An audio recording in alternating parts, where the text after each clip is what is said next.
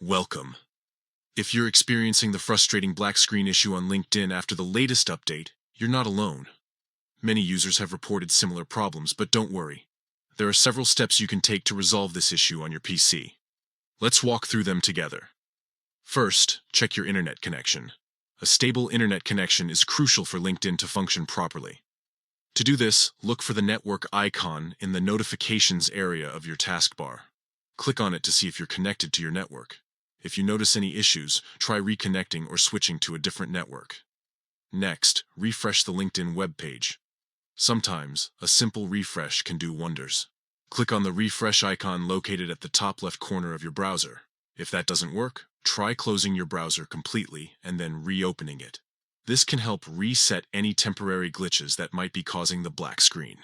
If you're still having trouble, it's time to clear your browser cache and cookies. This step is vital as accumulated data can interfere with website functionality.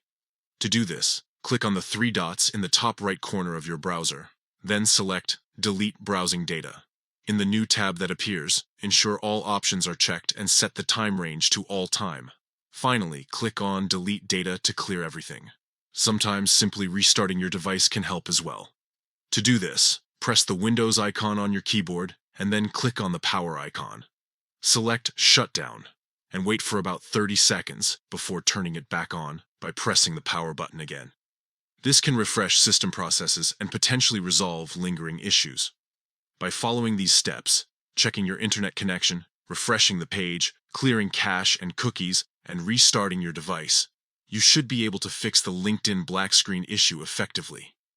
If problems persist after trying these solutions, consider reaching out to LinkedIn support for further assistance. Thank you for watching, and good luck.